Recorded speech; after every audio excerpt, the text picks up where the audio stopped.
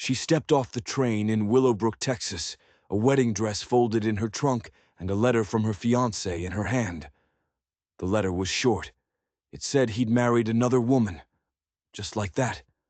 Her name was Temperance Foster, and for the second time in her life, she was a bride without a groom, stranded in a town that smelled of dust and secrets.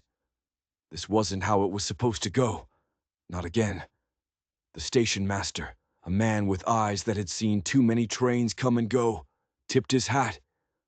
"Town's got a boarding house, ma'am. 3 blocks north." He didn't ask why she was alone. In a town like this, you didn't ask questions you didn't want the answer to. Temperance nodded, her throat too tight to speak. She dragged her heavy trunk onto the main street, a single dusty road sandwiched between tired-looking buildings. As she passed the saloon, the doors swung open, spilling 3 men into the fading light. They were drunk, loud, and their eyes landed on her like vultures spotting a meal. "Well, looky here," one of them slurred, stepping into her path. "Fresh off the train." Her heart hammered against her ribs. She tried to pull her trunk around him, but the wheel caught in a deep rut, jerking her to a stop. He grinned, showing a mouth of missing teeth. "Looks like you need a hand, pretty lady." He reached for her arm, but another hand got there first. "The lady said she's fine." The voice was low, calm, and cut through the evening air like a razor. It came from a man who seemed to appear out of the shadows. He was tall, built solid, with a face weathered by the sun, and a revolver strapped to his hip that looked like it was part of his arm. He wasn't smiling. One of the drunks, the one called Turner, sneered. "This ain't your business, Reed." The man named Reed took a step forward, placing himself between Temperance and the 3 men. "I'm making it my business." There was a long, tense silence. You could hear a pin drop in the dusty street. Then Turner spat on the ground. "Ain't worth the trouble." And just like that they were gone, melting back into the saloon's shadows. The tall man turned to her. His eyes were a startling clear blue. "You headed to the boarding house, miss?" Temperance found her voice. "Yes, Mrs. Peterson's." He nodded once. "I'll walk you. Name's Dallas Reed." He picked up her trunk with one hand, like it weighed nothing. As they walked, he didn't say much. But she felt his eyes on her. "You got business in Willowbrook, Miss Foster?" She swallowed the bitterness in her throat. "I was supposed to be married." Dallas didn't react, but his grip on the trunk's handle tightened. He just nodded again. "Was." When they got to the boarding house, a plump woman with suspicious eyes opened the door. Her gaze flickered from Temperance to Dallas, and a strange look passed over her face. "Fear." "Dallas," she said, her voice a little shaky. "Evening, Mrs. Peterson," he said, his voice smooth as whiskey. "This is Miss Foster. She needs a room." Mrs. Peterson ushered her inside, her hands fluttering nervously. Dallas set the trunk down.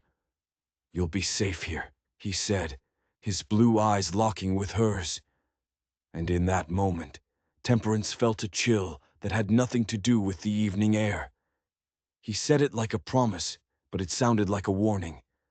He tipped his hat and disappeared into the night, leaving her alone in a strange town with the feeling that she hadn't been rescued by chance. She had been chosen.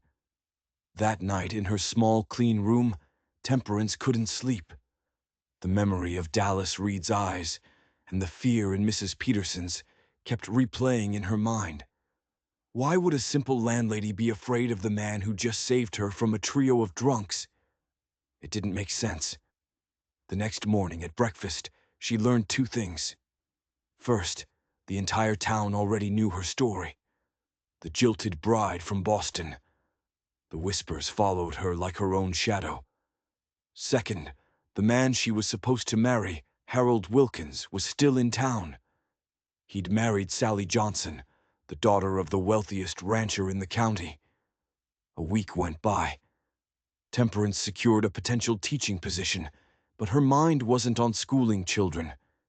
It was on Harold. She needed to understand. She had to see him. She found out he was working at the Johnson Ranch, a sprawling property just outside of town. One afternoon, she walked the dusty miles out to the ranch gates, and she saw him. He was mending a fence, his shoulders slumped. He looked thinner, haunted. He saw her and his face went white as a sheet.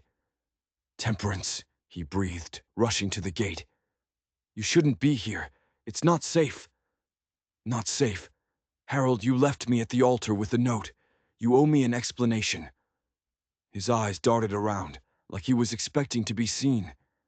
"I can't explain. Just know I did it to protect you. You have to leave Willowbrook. Forget you ever knew me." Before she could reply, a wagon thundered up the road. Driving it was Turner, the drunk from her first night in town. Beside him sat a young woman with cold, hard eyes. Sally Johnson, Harold's new wife. "Having a chat with your old flame husband?" Sally's voice was sharp. Turner just glared at Temperance, his hand resting on the stock of a rifle. Harold looked terrified. "Go, Temperance. Now." He turned away, refusing to look at her again, and got back to his work. Temperance walked back to town, her mind reeling. This wasn't a simple case of a man changing his mind. Harold was scared, and the man who had accosted her, Turner, worked for Harold's new wife. Something was terribly wrong in Willowbrook. That evening, there was a knock on her door. It was Dallas Reed. "Miss Foster," he said, his hat in his hands. "I heard you took a walk out to the Johnson place." The town gossip was one thing, but Dallas seemed to know everything. "How did you know that?" she asked. He ignored the question. "It's not a good idea to go poking around the Johnsons. They practically own this town, and they don't like strangers." "Harold Wilkins is She trailed off. "He's your past," Dallas said, his voice firm. "You'd be wise to keep him there. Some things are better left buried." He looked at her, his blue eyes intense. "I'm telling you this for your own good. Stay away from the Johnsons. Stay away from Harold." He was warning her again. But why? What was his stake in this? Was he protecting her, or was he protecting a secret? As he turned to leave, she noticed something. A faint, white scar just above his right eyebrow, a scar she hadn't seen in the dim light of the street. It was shaped like a star. Temperance felt a sudden, icy jolt of recognition. She'd seen a scar just like it before. Years ago, in Boston, on another man. The man who had jilted her the first time. Thomas. The memory hit her like a physical blow. Thomas, the banker's son, had a scar just like that. He'd gotten it in a riding accident. It couldn't be a coincidence. It was too specific, too strange. Was Dallas Reed somehow connected to her first broken engagement? Her mind raced, trying to connect the dots. A man in Texas with the same unique scar as a man in Boston. It seemed impossible, but nothing in this town felt right. She decided she needed to know more about Dallas Reed. Mrs. Peterson was her only source. The next day, while helping in the kitchen, Temperance casually brought him up. "Mr. Reed seems to be a well-respected man in town," she said, trying to sound nonchalant. Mrs. Peterson nearly dropped a plate. "Respected? Feared is more like it. He keeps to himself, runs his ranch. But folks know not to cross him. He's got a past, that one." "A past?" Temperance pressed gently. The older woman lowered her voice. "He wasn't always a rancher. Came here a few years back. Bought the old Miller place after the Miller family had their trouble." "What kind of trouble?" Mrs. Peterson looked over her shoulder, even though they were alone. "The Johnsons wanted their land for the water rights. Old man Miller wouldn't sell. There was a fire. The whole family. Gone. The sheriff ruled it an accident." Her voice was barely a whisper. Dallas Reed bought the land for pennies on the dollar right after. Some say he was an opportunist. Others say she trailed off. Others say what? That he came here for a reason, and it wasn't to raise cattle. The story sent a shiver down Temperance's spine. A fire, a family dead, and Dallas Reed arriving just in time to pick up the pieces. He wasn't just a quiet cowboy. He was a man surrounded by suspicion and death, and he had the same scar as the first man who broke her heart. She realized she couldn't trust anyone. Not Dallas, not Harold. She was truly alone. Her only hope was to find out the truth herself. She started with Harold's letters, the ones he'd sent her before the final cruel note. She read them again and again, searching for a clue she might have missed. And then she found it. In a letter where he described Willowbrook, he mentioned his work for Mr. Johnson and how he was helping him acquire land for the expanding ranch. He mentioned one stubborn landowner by name, Miller. He'd even written about the fire. A terrible tragedy, he'd called it. The sheriff found an overturned lantern, a simple, horrible accident. But at the bottom of the page, almost as an afterthought, was another line. Sally Johnson has a brother, a real nasty piece of work named Turner. He has a temper. The sheriff seems to answer to him more than the law. Turner, the drunk from the saloon, the man at the ranch with a rifle, and Sally Johnson's brother. This was no accident. The Johnsons, with Turner as their enforcer, had murdered the Miller family for their land. And Harold knew. He hadn't just jilted her. He had stumbled into a hornet's nest and was now trapped, married to the sister of a killer. His letter wasn't a rejection. It was a desperate warning, written by a man who knew coming to Willowbrook could get her killed. And Dallas Reed, the man who had conveniently shown up to buy the Miller's land. What was his role in all of this? Was he part of the Johnson scheme, or was he something else entirely? She had to find out, and she knew just where to look. His ranch. Getting to Dallas's ranch was a risk, but she had to take it. She waited for Saturday, the day he always came to town for supplies. She watched him ride in, then slipped out of the boarding house and started the 5-mile walk, her heart pounding with every step. The ranch was isolated, just as Mrs. Peterson had described. A modest house, a large barn, and corrals. It looked normal. Too normal. She crept toward the house, her shoes silent in the thick dust. The door was unlocked. She took a deep breath and stepped inside. The house was clean, Spartan. A kitchen, a sitting room. Nothing seemed out of place, but she had a feeling she was missing something. She went into the bedroom, a simple bed, a chest of drawers. She started opening the drawers. Clothes, spare ammunition. Then, in the bottom drawer, under a stack of shirts, she found it. A small, locked metal box. Her hands trembled as she carried it to the sitting room. She looked for something to pry it open. On the mantelpiece, above the stone fireplace, was a large hunting knife. It took a few minutes of frantic work, but the lock finally gave way. She lifted the lid. Inside, there wasn't money or gold. There was a stack of papers and a photograph. The photograph was old and faded. It was of a family. A man, a woman, and 2 young boys standing in front of a house. On the back, a name was written, the Miller family. Temperance's blood ran cold. This was the family that had died in the fire. Why did Dallas have their picture? Then she looked closer at the 2 boys in the photo. They looked alike. Brothers. One of them had a small, star-shaped birthmark just above his right eyebrow. It wasn't a scar. It was a birthmark. And Dallas had it. But so did the other boy in the photo. They were identical. Twins. She fumbled through the papers in the box. Legal documents. A birth certificate for 2 boys born to the Miller family. Dallas Miller and Thomas Miller. Dallas and Thomas. the man who had just saved her, and the man who had first broken her heart.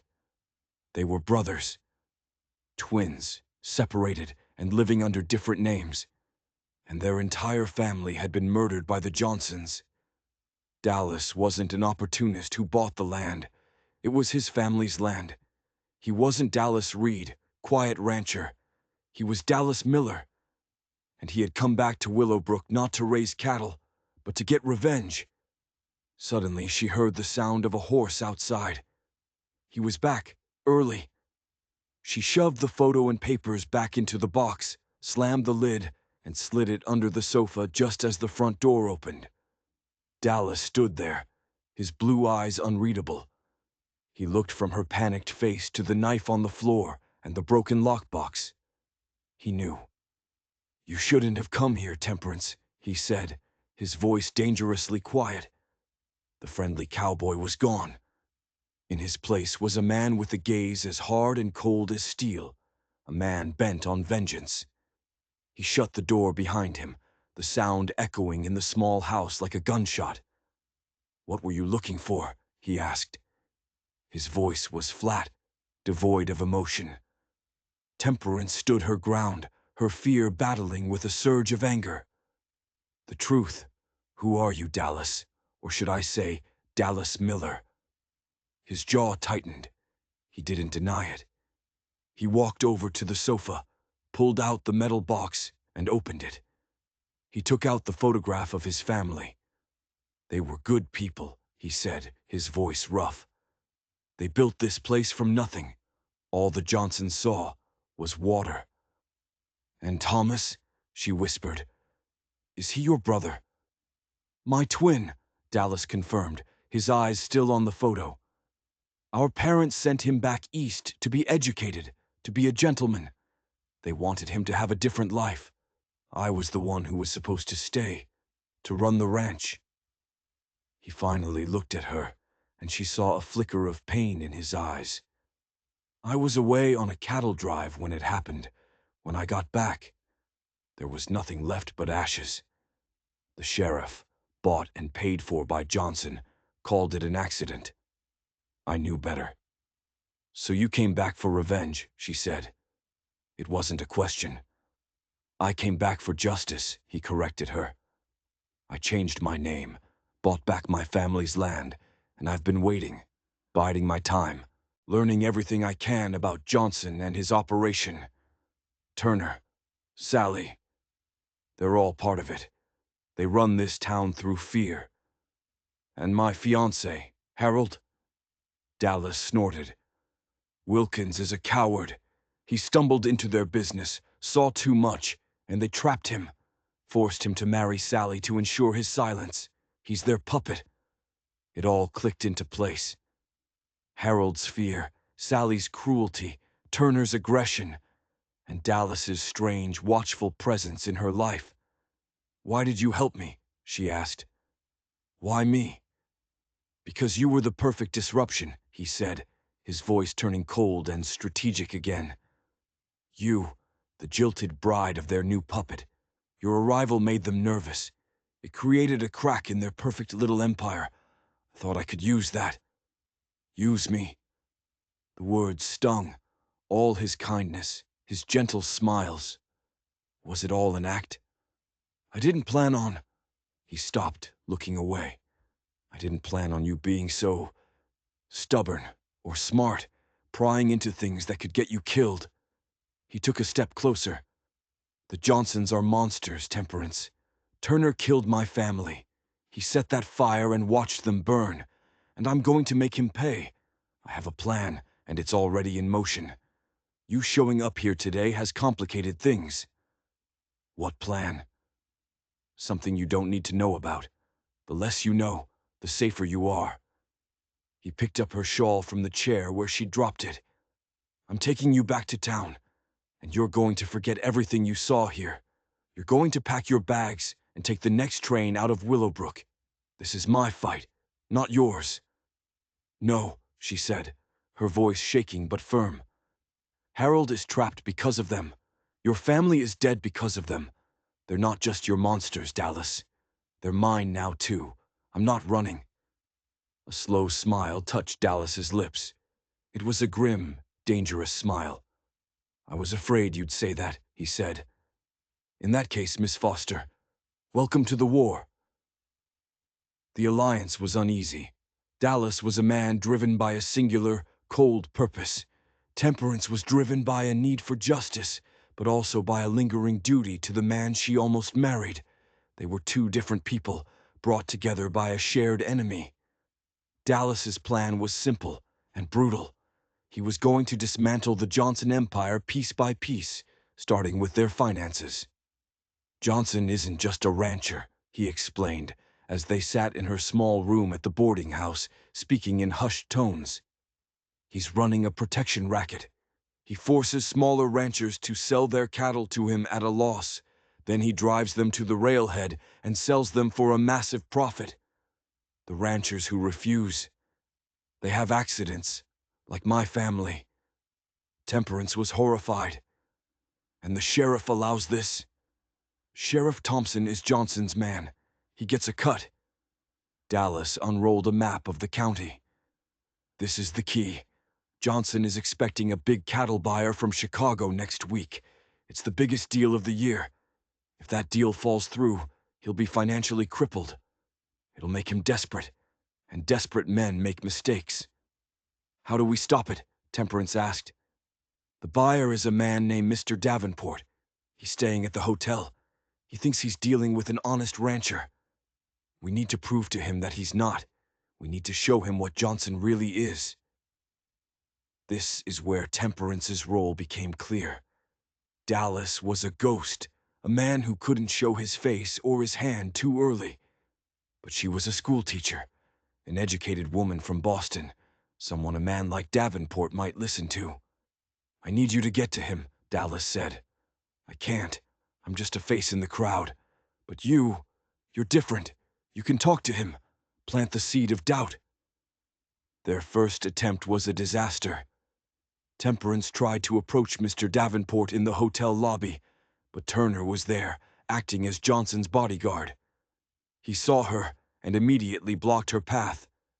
"You got business here, schoolmarm," he sneered, his presence a wall of intimidation. She had to retreat. They needed a new plan.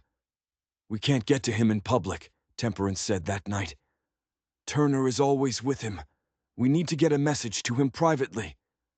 She looked around her room, at her books and papers. An idea began to form. "I'm a teacher. I write letters for people in town who can't. What if I wrote one for a rancher? A letter detailing Johnson's crimes, written as a confession or a plea for help." Dallas's eyes lit up. "It's risky. If they trace it back to you—" "They won't," she said, her resolve hardening. "I can disguise my handwriting. We just need to find a rancher brave enough to let us use his name." Finding that rancher was the hard part. Dallas spent 2 days riding the county, talking to men he knew were being squeezed by Johnson. They were all too scared. Finally, he found one, an old man named Henderson, whose son had been beaten half to death by Turner a month earlier for holding back a few head of cattle. Henderson was a broken man, but his anger was greater than his fear. He agreed. That night, by the light of a single lamp, Temperance wrote the letter. She poured all of Johnson's crimes onto the page, detailing the protection racket, the fixed prices, the accidents. She signed it with Henderson's shaky signature. The next problem was delivery. They couldn't just hand it to the hotel clerk. Turner would see it. They needed a way to get it directly into Davenport's room. Dallas had the answer. "The hotel has a back alley," he said. "The kitchen staff leaves the window open for air. Manuel, one of my ranch hands, has a cousin who works there as a dishwasher." The plan was set. The next night, under the cover of darkness, Dallas and Temperance met Manuel's cousin in the alley behind the hotel. The young man was terrified, but loyal. He took the letter. "Room 204, Dallas instructed. "Slide it under his door. Don't be seen." They waited in the shadows, their hearts in their throats, for what felt like an eternity. Finally, the boy returned, nodding once before scurrying away. It was done. Now, all they could do was wait, and hope that Mr. Davenport was a man of conscience. The next day, the town was buzzing. Mr. Davenport had abruptly canceled his meeting with Johnson. He was seen talking to Sheriff Thompson for over an hour, his face like thunder. By noon, he was on a train heading east. The first blow had landed. Johnson was furious. He stormed through town, his face red with rage. He knew he'd been sabotaged, but he didn't know how, or by whom. Temperance and Dallas met that night at the edge of town, near the creek. It worked, she breathed, a thrill of victory running through her. But we've just made him angry, Dallas warned. Now he'll be looking for someone to blame. We need to hit him again, harder. His next target was Johnson's supply line. He has a payroll wagon coming in tomorrow. Gold, to pay men like Turner. If that gold disappears, his muscle will disappear with it. You're going to rob a wagon? Temperance was stunned. This was more than just exposing a criminal. This was becoming one.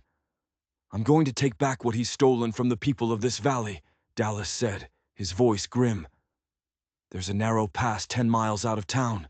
The wagon has to slow down. It's the perfect spot. It's too dangerous. Turner will be guarding it. I'm counting on it, Dallas said. And Temperance saw a look in his eyes that frightened her. This wasn't just about justice anymore. It was personal. He wanted Turner. The next day, Temperance was a nervous wreck. She tried to teach, but her mind was at a dusty pass 10 miles away. Every shout in the street sounded like a gunshot. The hours crawled by. As dusk fell, a rider came galloping into town, his horse lathered in sweat. He reined in right in front of the sheriff's office. The payroll wagon, he yelled. It's been hit. Turner and his men, they're all dead. The town erupted. People poured out of the saloon and the general store. Sheriff Thompson ran out of his office, his face pale. Temperance felt a wave of dizziness. Dead?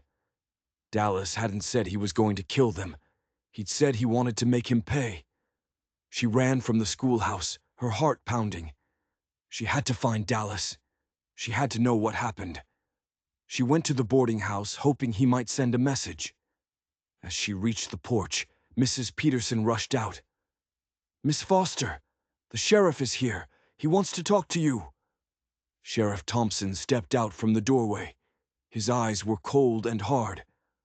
Miss Foster, he said, his voice dripping with false sympathy. We have reason to believe you might be involved with the man who robbed the wagon and murdered my deputies.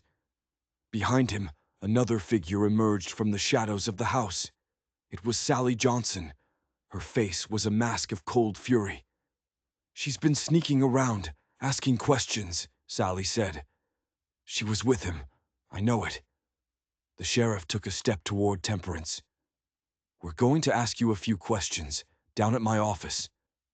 It was a trap. She knew if she went with him, she'd never be seen again. She backed away, her mind racing. I don't know what you're talking about. Don't play dumb, Sally spat. We know you're in league with Dallas Reed. Then Sally smiled, a cruel, triumphant smile. But it doesn't matter. We found him. My father's men tracked him from the robbery. They have him cornered at his ranch. Temperance's world tilted. They had him. He won't be taken alive, the sheriff said. And when he's dead, we'll deal with you. Accessory to murder is a hanging offense, schoolmarm. Sally stepped forward until her face was inches from Temperance's. Your little revolution is over, she whispered, and you are going to watch this town forget it ever happened. Panic seized her. Dallas was trapped. They were going to kill him, and she was next. She had to do something. She had to think. As the sheriff reached for her arm, she did the only thing she could. She screamed, not a scream of fear, but a scream of outrage. Help! Sheriff Thompson is trying to arrest me without a warrant. He works for the Johnsons. The commotion drew people out onto their porches. They'd seen Johnson's rage, heard about the dead deputies. They were scared, but they were also watching. The sheriff hesitated. He couldn't just drag a schoolteacher away in front of half the town, not without a reason. Temperance pressed her advantage. "He's trying to silence me because I know the truth. I know Johnson has been robbing all of you for years. The gold that was stolen today wasn't Johnson's, it was yours." A murmur went through the small crowd. They all knew it was true. They'd just been too afraid to say it.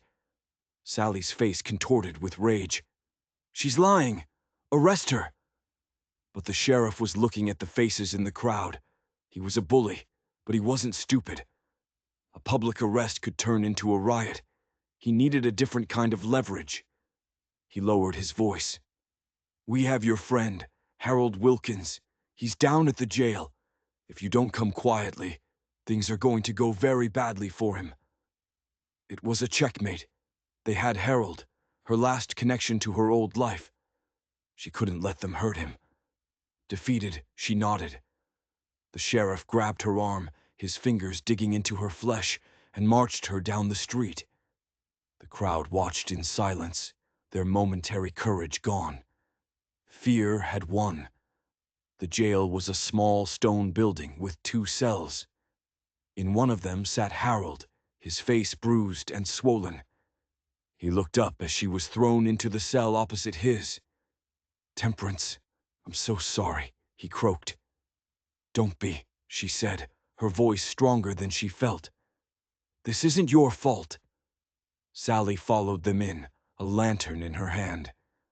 The flickering light cast long, dancing shadows on the walls. "How cozy," she said. The 2 lovers reunited. "It's a shame it won't last long. As soon as my father's men are done with your cowboy, they're coming for you, Harold, for your betrayal." Harold flinched. "And as for you," Sally said, turning to Temperance, her eyes gleaming with malice, "you'll have the honor of being the first woman ever hanged in Willowbrook, a real historic occasion." She laughed, a sound that made Temperance's skin crawl. The sheriff locked the cell door and left them in the suffocating darkness. Time stretched on. Every sound from outside made them jump. Was it the posse, returning with news of Dallas's death? Suddenly they heard a commotion outside the jail. Shouting, then a single gunshot. Silence.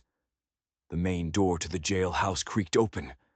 Someone was walking toward their cells. A figure appeared, holding a lantern. It wasn't the sheriff. It was Mrs. Peterson from the boarding house, and she was holding a shotgun.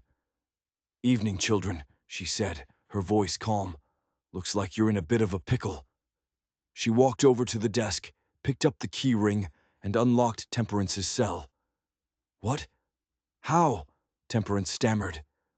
"Sheriff Thompson decided to take an early retirement," Mrs. Peterson said grimly.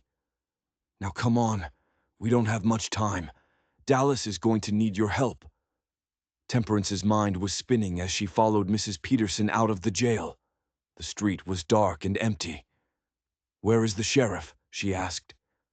"Tied up in my cellar," Mrs. Peterson replied without breaking her stride. "Along with that nasty Johnson girl. They won't be bothering anyone for a while." Temperance stared at the plump, unassuming woman in disbelief. "But why?" "Because I was born in this town, honey. I knew the Millers. I watched Johnson poison this place with his greed. I was just too scared to do anything. Until you showed up. You and Dallas. You gave people hope."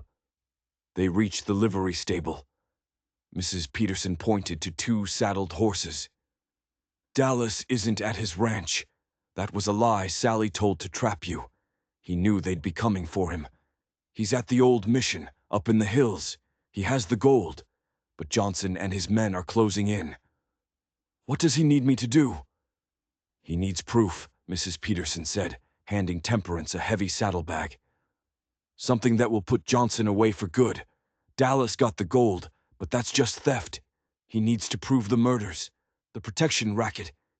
It's all in Johnson's ledger." "Where is it?" In his office at the ranch. Dallas couldn't get it himself. He had to lead the posse away. He's buying you time. Mrs. Peterson grabbed her by the shoulders, her eyes fierce. You're the only one who can do this, Temperance. Johnson and his men are all out hunting Dallas. The ranch is empty, but you have to be fast. The thought of riding to the Johnson ranch, the heart of all this darkness, was terrifying.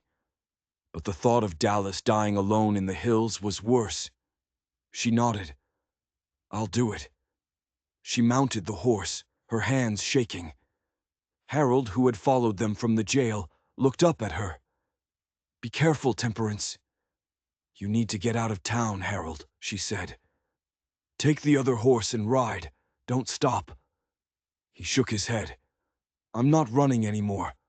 I'm going to find Old Man Henderson and the others. It's time the people of this town stood up for themselves. For the first time, she saw a spark of the man she thought she knew in his eyes. He wasn't a coward. He was just a man who had been broken. And now, he was trying to piece himself back together. Temperance rode like she never had before, the wind whipping at her face. The Johnson ranch was dark and silent, an imposing shadow against the moonlit sky. She slid off the horse, her legs trembling, and crept toward the main house. The office was on the ground floor. She found the window, pried it open with the knife Mrs. Peterson had given her, and slipped inside. The room smelled of leather and cigar smoke.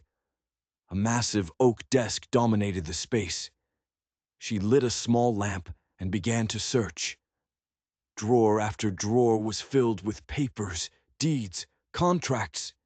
It was overwhelming. She had to find the ledger. She moved to a large iron safe in the corner of the room. It was locked. Despair began to set in. She'd never get it open. She ran her hands over the cold metal, looking for any weakness. Then her fingers brushed against something taped to the back of the safe. A small piece of paper.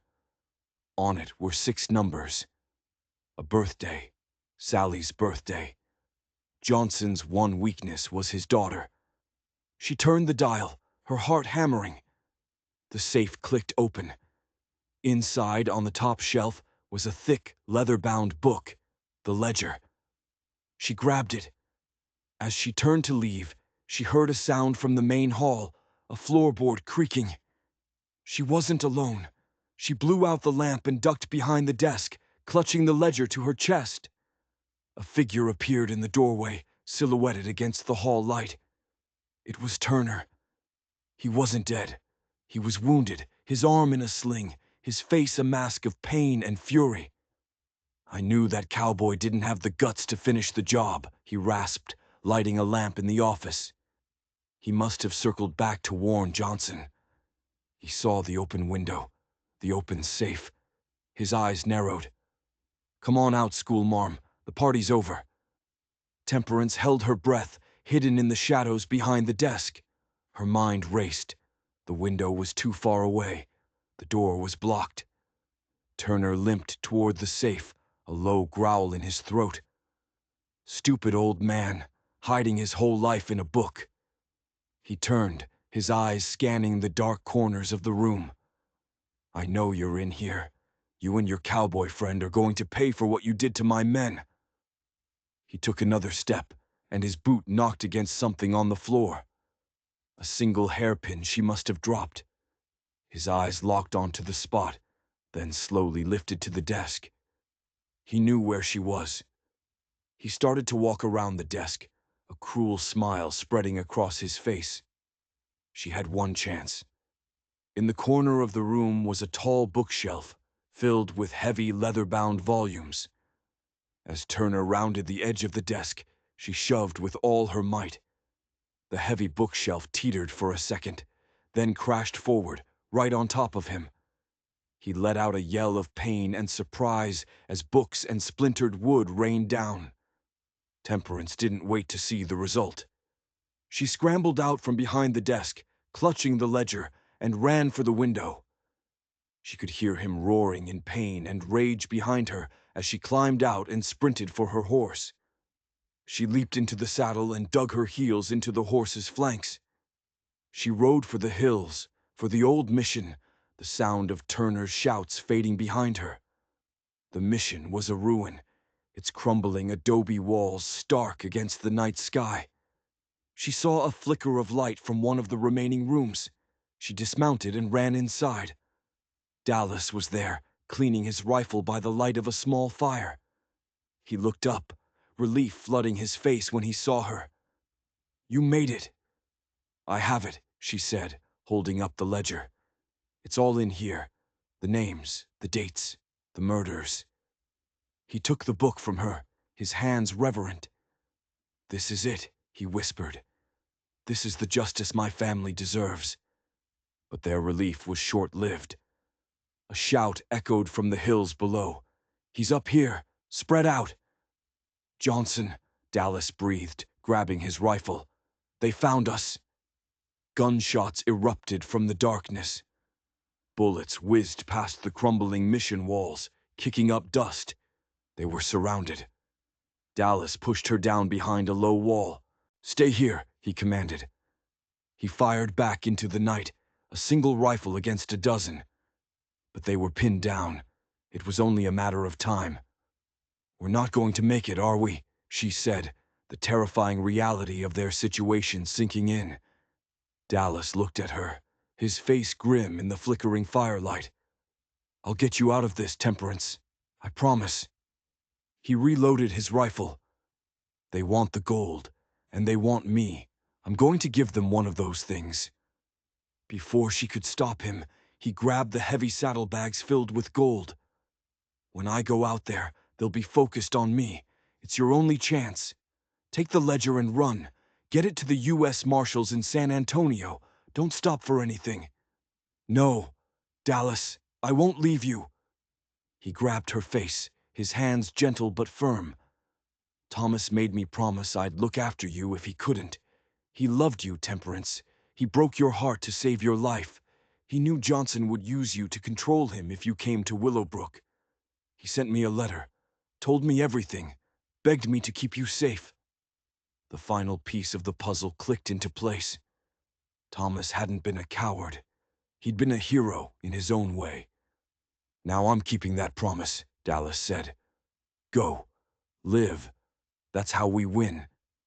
He looked at her, and for the first time she saw not a vengeful ghost or a cold strategist, but the man behind the mask, a man who was willing to die for her. He leaned in and kissed her, a desperate, passionate kiss that tasted of gunpowder and regret. "Now run!" He burst out from behind the wall, firing his rifle and yelling, drawing the posse's attention. "Come and get it, Johnson!" Temperance hesitated for only a second. Then she turned and ran, the ledger clutched in her hands, tears streaming down her face. She scrambled down the back of the hill as the night erupted in a final deafening volley of gunfire.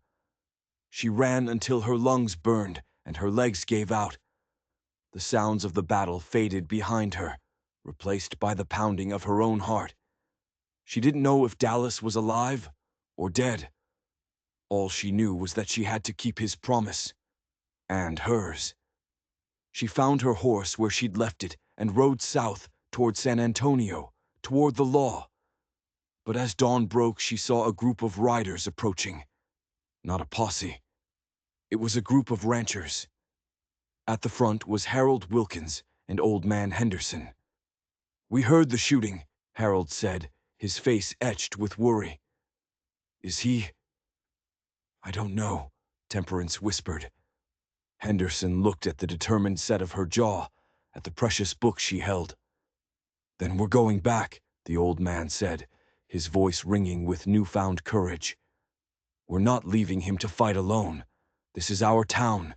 It's time we took it back." The group of ranchers, armed with hunting rifles and a righteous fury, turned their horses and rode back toward the mission. Temperance went with them. They arrived to a scene of carnage. Johnson's men were scattered, some dead, some wounded. The gold was gone. Of Dallas there was no sign. But then they saw him, He was cornered against a rock outcropping, his rifle empty, a pistol in his hand. Facing him was Johnson himself and a wounded, limping Turner. "It's over, Miller," Johnson sneered. "You're the last of your name." Just as Johnson raised his rifle, Henderson fired. The shot went wide, but it was enough. The battle began again. But this time Dallas wasn't alone. The ranchers, men who had been cowed into submission for years, fought with the fury of the oppressed. Harold, the man who had been a puppet, fought like a lion, protecting Temperance as she made her way to Dallas's side. In the chaos, Turner lunged at Temperance, his face a snarl of hate. But Dallas was faster. He threw himself in front of her, taking the brunt of the attack. They went down in a tangle of limbs. The ledger flew from her hands. Johnson saw it. He ignored the battle around him and dove for the book. It was his entire life, his entire criminal enterprise. He grabbed it and tried to run for his horse. But Harold was there. He tackled the old man, and they wrestled in the dust for the ledger. It was a fight between the puppet and the master. Dallas and Turner were locked in a life-or-death struggle. Turner pulled a knife. "This is for my men," he roared. Dallas caught his wrist, straining. "This is for my family," he grunted back. With a final desperate surge of strength, Dallas twisted the knife and plunged it into Turner's chest. At the same time, Harold wrenched the ledger from Johnson's grasp. The old man, defeated, looked up into the faces of the ranchers he had terrorized for years. They surrounded him, their faces hard and unforgiving. The fight was over. Dallas lay on the ground, a deep gash in his side, but he was alive. Temperance knelt beside him, tearing a strip from her dress to staunch the bleeding. "I told you to run," he gasped, a faint smile on his lips. "I don't take orders from cowboys," she said, her own tears mixing with the dust on his face. The ranchers rounded up Johnson and his remaining men. Harold brought the ledger to Temperance. "This belongs to you," he said. "You're the one who brought us justice." A week later, the U.S. Marshals arrived. Armed with the ledger, they arrested Johnson and the rest of his crew, including Sheriff Thompson and Sally. The town of Willowbrook was free. Harold, having testified against the Johnsons, decided to leave town and start fresh somewhere else. He and Temperance said their goodbyes at the train station, not as lovers, but as friends who had survived a war together. Temperance stayed. She took over the schoolhouse, and she nursed Dallas back to health at his ranch. The real ranch, the Miller Ranch.